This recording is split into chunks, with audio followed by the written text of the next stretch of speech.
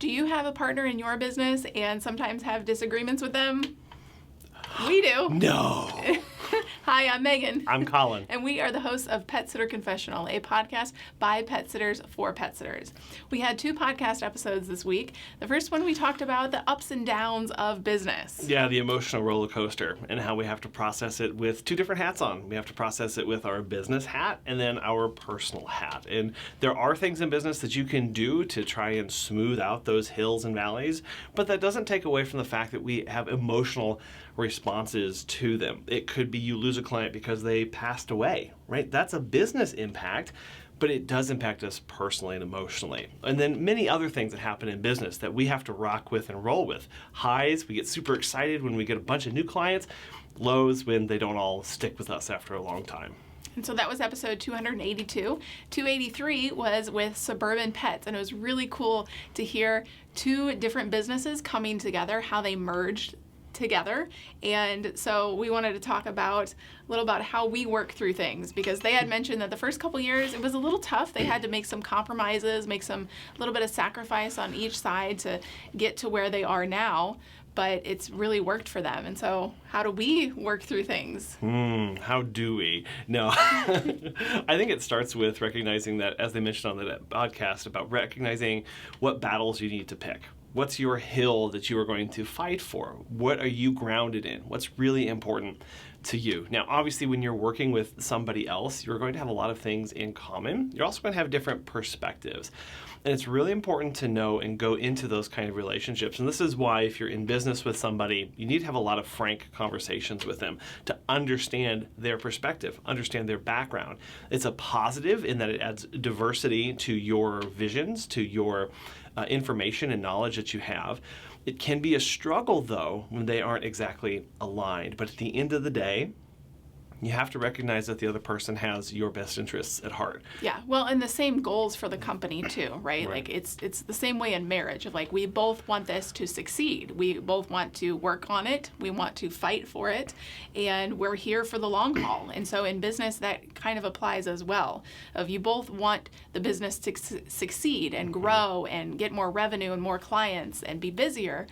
And so knowing that coming from that perspective, you realize that both of you can work together on the same track because you both are here for the success of the business. Yeah, it's where you put aside your differences and you go, okay, regardless of everything else going on, what's the one thing, what's the 2 things maybe that we have that we're working towards?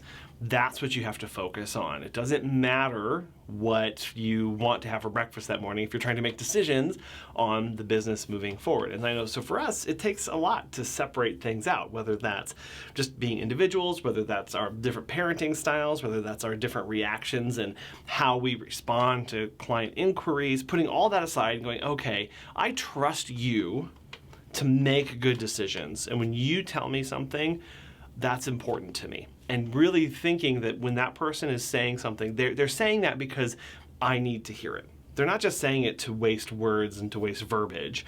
They're saying it because it's important to them.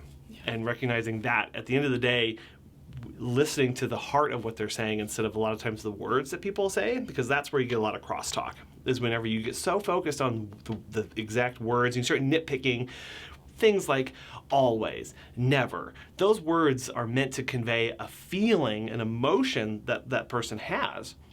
And we interpret that as, well, I don't always do that. And you can get crosstalk. And so when you're working with somebody, really looking for the heart of the message that they're trying to tell you, not exactly the words, because it's hard to communicate those things sometimes. Yeah. And then also what we do is when we are kind of in a disagreement or we are trying to feel out how we feel about something and we really want to talk it out and hash it out, we will say, okay, on the count of 3, say how you feel about this on a scale of 1 to 10. So 1 is like really bad, don't want to do it, and 10 is absolutely we're going to do it. And so that is how we work through things a lot of times, is if we're on opposite sides of the spectrum, we can go, okay, why are you not higher? Why are you not a higher number? Or why are you not a lower number? And so it sparks a lot of conversation that way, and we can really get to understand and kind of empathize with the other person of, okay, I understand why you feel that way. And it helps a lot of conflict resolution for us. Yeah, it could be something like raising prices. Okay, on the count of 3, how eager are you to raise prices? 1, 2, 3. I would say, ooh, I'm a 2. Megan would say an 8. You're like, wow, we're really far off there. Okay, I'm a 2 because I'm really scared of the impact. That's why I'm so low. Megan would say, I'm an 8 because I'm tired of how busy we are and we need to be making more money in this business. I feel like that's actually a conversation we've had. Several times. But then you can start, and recognize, the person, they said that number because it was important to them. And now let's start trying to find common ground. And you may even be surprised if you say, okay, let's, how much do we want to expand the service radius? And you talk with your partner, you go 1, 2, 3, and you both say 5. Ooh, okay, that means that neither of you are as confident or as scared as maybe you thought the other person was. So it cuts through a lot of preconceived notions that you may have about somebody, and just getting them to put a number on it, while it can be intimidating and a little bit frightening to do that, really cuts through a lot of the, like I said, the biases or misinterpretations or assumptions that we have about somebody. And I think the last thing that we really do when we try to work together in a team is recognizing strengths and weaknesses. So that is very crucial. And whether that looks like you just talk about it, or you've known the person for a really long time, so you know each other's strengths and weaknesses, or taking a test. There's a ton of different tests out there. Myers-Briggs gets you to know a little bit more about yourself and the other person, but there's a ton of them out there. Yeah. And so, like, for one of my strengths is social media, and I love it. It thrills me to create posts and do engagement, and I love everything about that and the different platforms. He, not so much. No. Sorry. But you, very techie, he loves doing the email side of things, and the podcast editing, and as far as the business, he's kind of the face of it, of boots on the ground marketing, going into vets' offices and dog trainers, and he really is just great at talking with other people, where I'm more of the introvert. I'm not really comfortable doing that, and I would rather him take the lead on that. So it's definitely knowing the other person, and if you're in business with somebody, you know them probably better than you think. Hopefully. Yeah. Or if you're going to be merging companies, that is very important to know as well. Yeah, and looking at the tasks and going, I enjoy going out into vets' offices and talking with people, being out in the public. But I couldn't do that unless Megan was doing all the back end work and setting up those communications and working on the scheduling and putting those appointments together.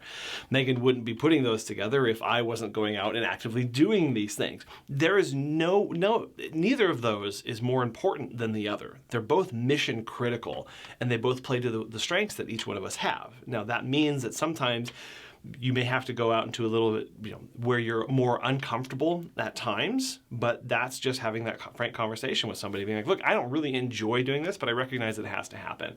But knowing that neither person in that partnership, in that business, in that relationship is more or less, it's basically recognizing that all of the tasks, all of the things that have to get done are important. And that I rely on Megan to get things done. She relies on me to get things done, because we both know that we both want the best outcome for the business. The success of the business. Yes. So we appreciate you listening. Hit the subscribe button. And if you want to check out the podcast, you can do so at PetSitterConfessional.com/listen. We'll talk to you next time. Bye. Bye.